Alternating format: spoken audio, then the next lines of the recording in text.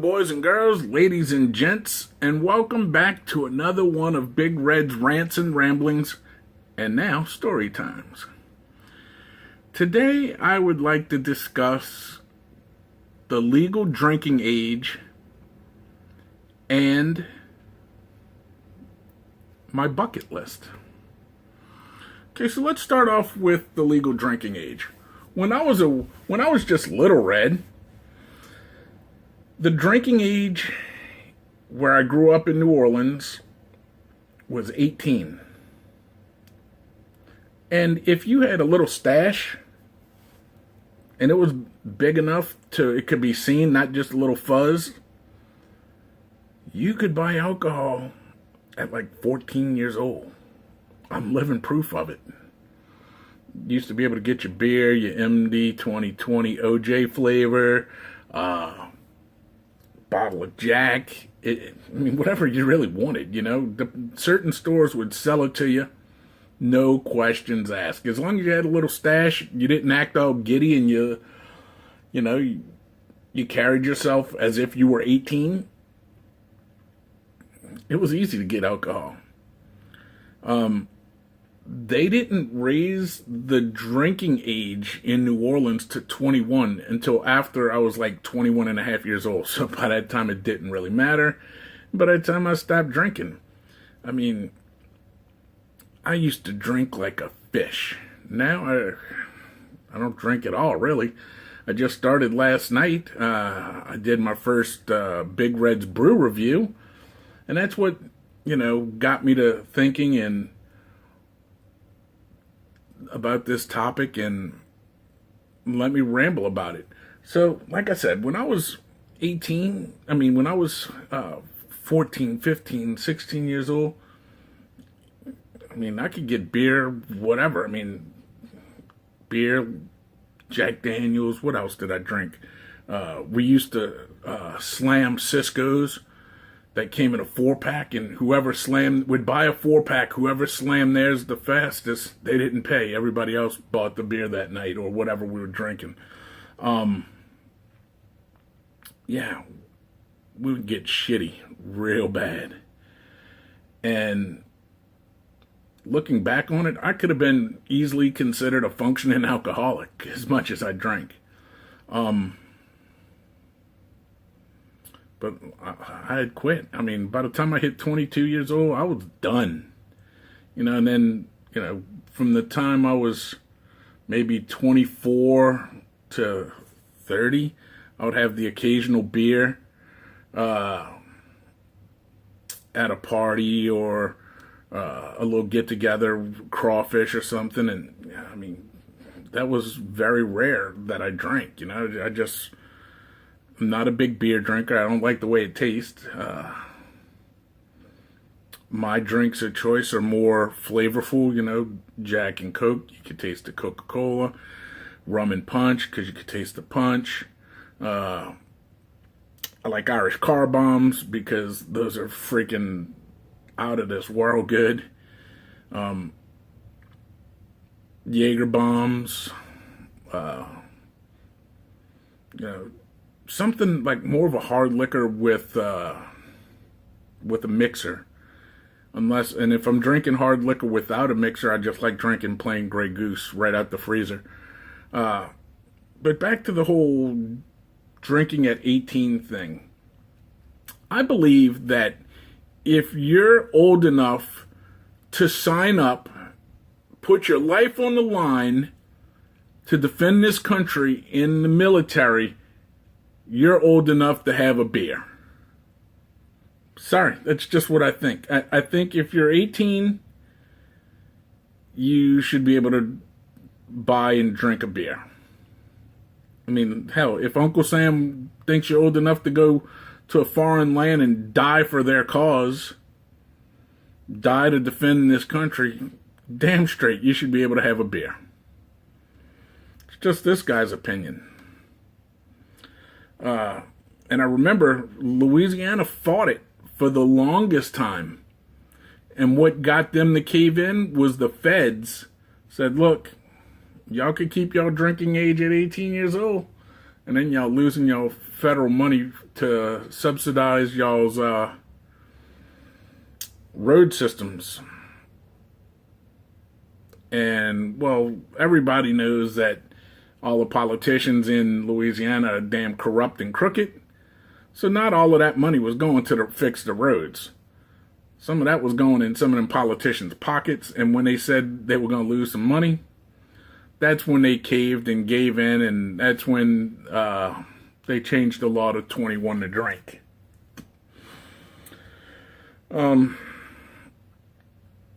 Like I said, I've been drinking since, I was 13 years old.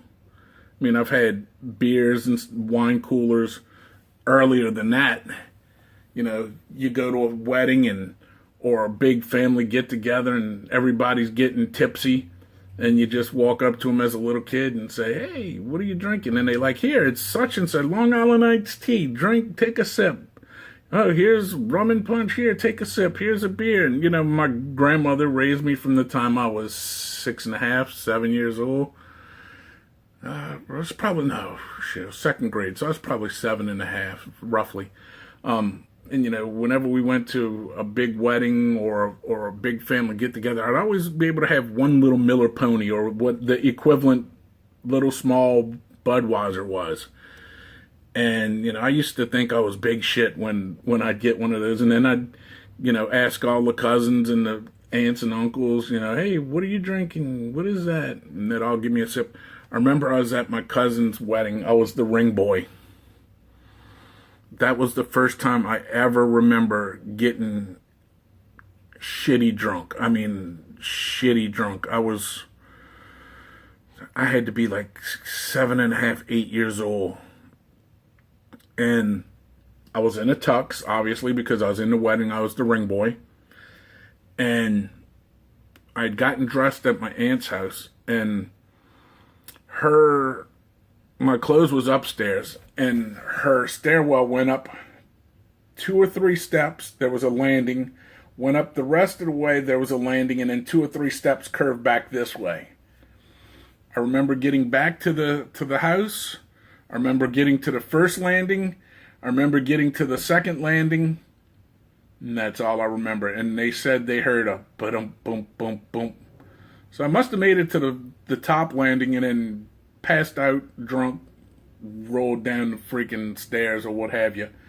But that was the first time I was ever blitzed. And I remember it like it was yesterday. And I remember when I first moved with my grandparents, and even before that, when I'd go visit with them, my grandpa would mow the lawn, and he'd be like, "Go tell your grandma I want a beer." And she'd open the beer and hand it to me to go bring it to him. And he'd be on this side of the house or in the front of the house, and I'd go around this way to give it to him, sipping it the whole way there. And by the time I got to him, he used to tell me, and this was when I was about 4.5, 5 years old, he said by the time I got to him, half of the beer was gone. And I don't remember this. I just remember stories. Anyway, that's all I got to say about the whole drinking thing. Again, to reiterate, I think if you're old enough to go to war, you're old enough to drink a beer. Just do it responsibly.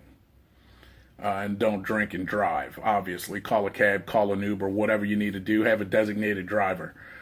Now let's get to the bucket list. What is on you guys' bucket list? On my bucket list, I know my bucket list has changed a lot. Because, when I was younger, like when I was 19, 20, 21, all the way up to my late 20s, my bucket list was way different. A lot of things I knocked off of my bucket list, but a few things I haven't, like I wanted to go skydiving. Now, I don't think there's a parachute big enough to hold this fat ass. I used to I wanted to bungee jump. I've done bungee jumping 2 or 3 times. I've done it by my waist. I've done it by my ankles numerous times, so no big deal. I wanted to cliff dive into a body of water. I've done that. I wanted to see most of the United States. I've done that. There's a few places in the United States that I want to see that I have not seen yet. I would love to see Hawaii. I would love to see Mount Rushmore, although I heard it's not as impressive once you get there and see it in person. I'd like to see Niagara Falls. Other than that, I've seen almost every other state. You know, I've driven through, I want to say, just by guessing, I'd have to say I drove through at least 35 to 40 of the continuous states easily. Been to multiple states where I've stayed a couple days and done tourist crap, so some of them I just driven through. But no, my bucket list now, you know, is I would like to, and this was on my bucket list when I was younger too, I'd like to go to the Orient. I'd like to go to some Asian countries. I'd love to see Japan. I'd love to see parts of China. I'd love to see the Philippines. I'd love to see Thailand.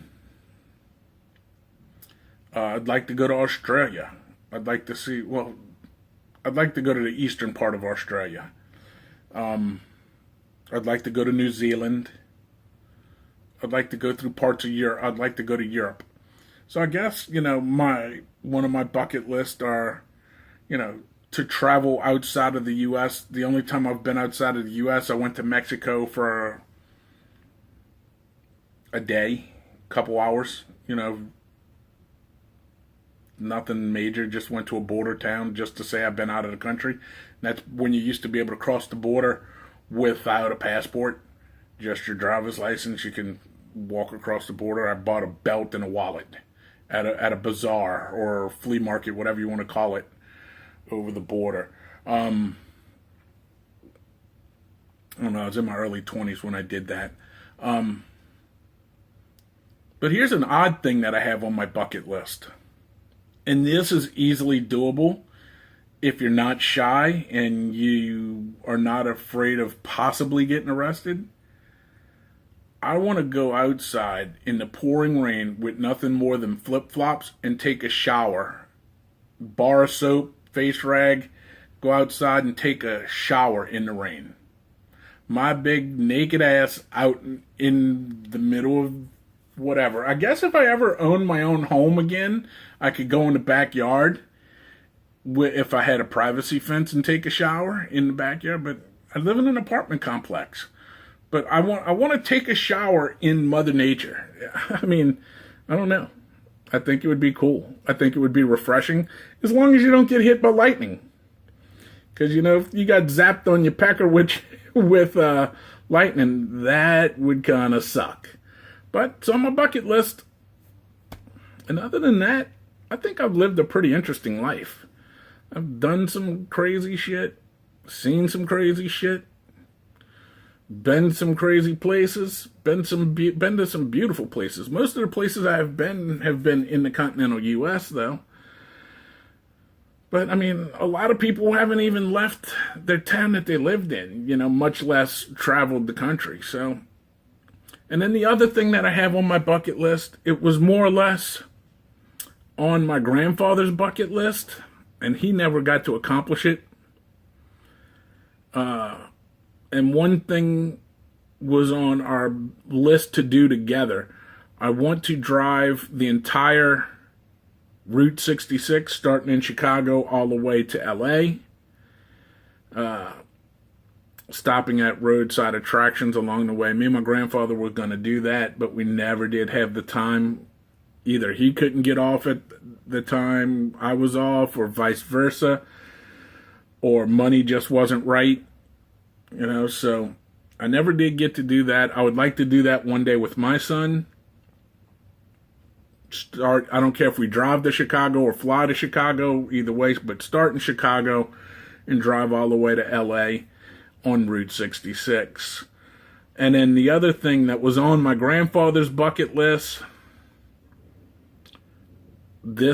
I've been thinking about this a lot. I've been watching a couple channels on YouTube about people living out of their vans or whatever, or what have you. I'd like to convert a school bus into an RV, or get a cheap RV, like a 2-person RV. Nothing big, nothing extravagant. Get rid of all my stuff, live in that, and just travel the country. Just drive. You know, because once my son turns 18, 19 years old and he's in college, and he comes out of college and gets established and has his own job, after that I have no reason to stay in one place, really. None. I don't know if my relationship status changes between now and then. Maybe. But I don't foresee that happening. I don't know. So, that was on my grandfather's bucket list. He used to say, I want to get a Winnebago, and I want to travel the country, and throw the beer cans out the window as I go down the road. But I won't be throwing beer cans out the window because I can't afford a DUI. And I think, you know, taking a chance of destroying your property, somebody else's property, killing yourself, killing somebody else, isn't worth driving around throwing out beer cans out the window. So, that's what's on my bucket list. What's on your guys' bucket list? So I'm going to wrap it up at that. Down there's a subscription button. Please subscribe if you haven't done so. I don't do many of these rants and ramblings and story times. I do them from time to time when I feel the need. Most of my channel is food, snack, and beverage oriented. You know, check those out. And I do one other one that's similar to this, except for I do it far less frequent. It's Comics from the Can, where I read and review a comic from the crapper, aka the can. You know, like I said, I rarely do that one. But anyway, subscribe. You'll know when I have new content. Open up the description box. There's a link to follow me on Facebook, Twitter, and Instagram. Also, there's a link to my homepage where you can find all my older content on YouTube. There's a PayPal link down there if you feel the need to be generous and help the betterment of this channel. Know that you don't have to, but if you do feel the need, you can. Also, comment section. Type me a comment and I'll type you one back. Show me yours and I'll show you mine. Also, thumbs up, thumbs down. Hit me with one. I don't care which. I'm a big boy. I could take either one, but we like these better. And as always, tell your ma, tell your pa, tell your greasy grandma. Share this video with your family and friends. And I just want to thank you guys again for watching and sticking around. And to all those who subscribe, who I like to call my big red food army, thanks for subscribing. Thanks for sticking around. And I'll see all of y'all next time when I got something on my mind to get out to you. Thanks a lot. See y'all next time.